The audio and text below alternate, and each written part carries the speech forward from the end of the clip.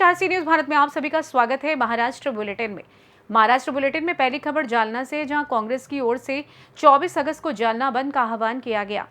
बदलापुर मामले और कोलकाता में हुई दरिंदगी को लेकर कांग्रेस पूर्व नगराध्यक्ष संगीता गोरंट्याल ने कार्यकर्ताओं के साथ पुलिस अधीक्षक से मुलाकात की।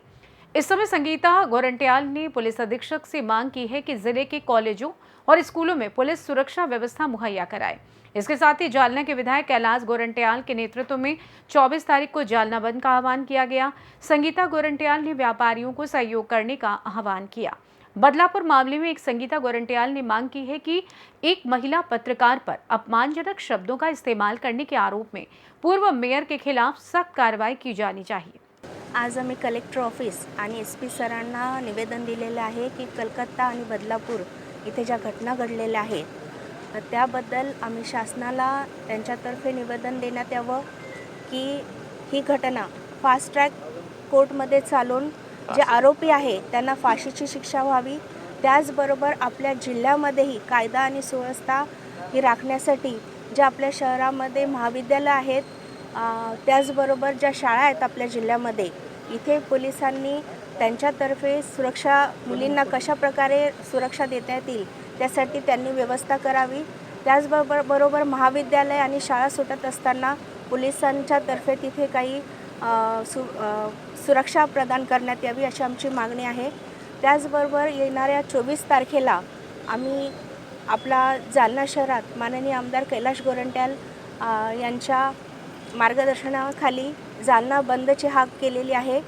तर व्यापाऱ्यांना त्याचबरोबर सर्व संस्थांना आम्ही आवाहन करत आहोत की त्यांनी या बंदमध्ये सामील व्हावं। धन्यवाद। काल आंदोलनामध्ये एका महिला पत्रकाराबरोबर आरेरावीची भाषा केली, आवाज म्हणजे खालच्या शब्दात त्यांच्याशी बोलण्यात आलं। आपण काय निश्चित करणार? निश्चितपणे कुठल्याही महिला पत्रकार त्याचबरोबर कुठल्याही स्तरातील महिला असो, त्यांचा जर अपमान असा होत असेल तर ज्यांनी हे केलेलं आहे त्यांच्यावरती कडक कारवाई करावी। ज्यांनी हे केलेलं आहे ते एका पक्षाचे एक नगराध्यक्ष राहिलेले आहेत, त्यामुळे त्यांच्याकडनं अशी अपेक्षा महिलांकडनं तरी निश्चितपणे नाही। ज्या पक्षाचे आहेत त्यांनी निश्चितपणे कठोर कारवाई आम्हाला अपेक्षित आहे आणि त्याचबरोबर कायद्याप्रमाणे त्यांच्यावरती जे काही त्यांच्यावरती सरकार मी म्हणेल की त्यांना जे दंड करू शकतील तो जास्तीत जास्त त्यांच्यावरती त्यांना शिक्षा झालीच पाहिजे अशी माझी मागणी आहे। जालना से सी न्यूज़ संवाददाता शबीर पठान की रिपोर्ट। अगली खबर महाराष्ट्र से है, जहां कोलकाता के आरजीकर अस्पताल में महिला डॉक्टर पर अत्याचार की घटना अभी शांत नहीं हुई थी कि बदलापुर में भी अत्याचार की एक घटना घटित हुई है, जहां आज 22 अगस्त को दयालु सरकार की ओर से उस घटना का विरोध करते हुए शहर के खानापुर फाटा से कलेक्टर कार्यालय तक मार्च निकाला गया और स्ट्रीट आर्ट के माध्यम से जन जागरण किया गया।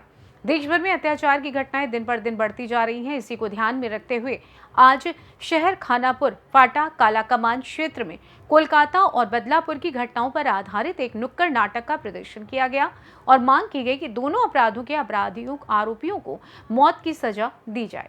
हेच म्हणणं आहे की अशा लहान मुलीवर आणि समजा महिला सुरक्षित नाही आहेत आजकाल, तर ते महिलांनी सुरक्षित व्हावं हे सरकारने त्यावर कडक कारवाई करायला पाहिजेत आणि महिला सुरक्षित करायला पाहिजेत आणि त्या नराधमांनी जे केलेले कृत्य त्या कृत्याला अनुसरून त्यांना भरचौकामध्ये फाशी द्यायला पाहिजेत, नाहीतर मग जनतेच्या हवाली करून टाका। आम्ही मग बघू त्यांचं काय करायचं नंतर। असं करून आम्ही एवढंच करू शकतो की समजा त्यांनी नंतर हे पुढे असं कृत्य करण्याची हिम्मत करू नये। सरकार मुख्यमंत्री साहेब लाडकी बहीण जय भीम। आज परभणी जिल्ह्यामध्ये देवान सरकारमार्फत जो आज भारतामध्ये आपल्या धुमाकूळ चालू आहे, महिलांचा छेड काढण्यात येतात, त्यांचा रेप करण्यात येतात, महिला सोडा तर लहान मुलांना देखील सोडण्यात येत नाही।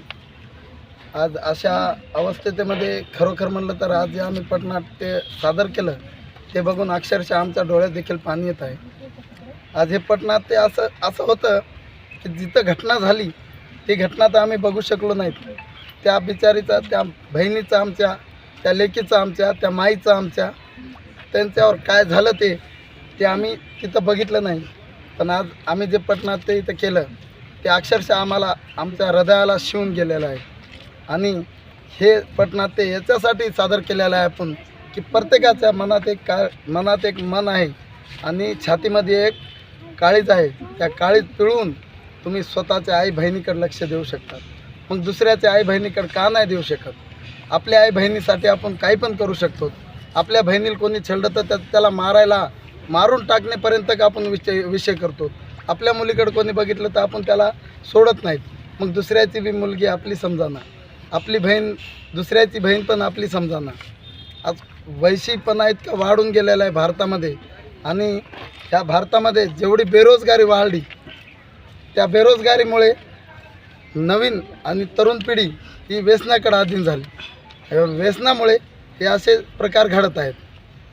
तर माझी प्रशासनाला एवढी विनंती आहे की याच्यानंतर आता जे रेप झालेले आहेत त्या आरोपींना तात्काळ फास्ट कोर्टामध्ये जाऊन त्यांचे गुन्हे सिद्ध झाल्या त्यांना रोडवर फाशी देण्यात यावे, ही आमची दयावान सरकारची सर्व टीमकडून मागणी आहे.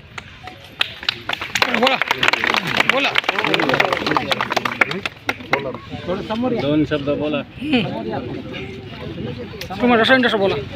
जे जनजागृती अभियान जे आपण राबवलेलं आहे परभणी शहरात ठिकठिकाणी, या मागचा उद्देश काय होता? महाराष्ट्र परभणी से सी न्यूज संवाददाता रामकिशन ठोंबरे की रिपोर्ट। फिलहाल महाराष्ट्र बुलेटिन में बस इतना ही। देश दुनिया की तमाम खबरों की जानकारी के लिए आप देखते रहिए सी न्यूज भारत। हर खबर आपके साथ, आपके हाथ।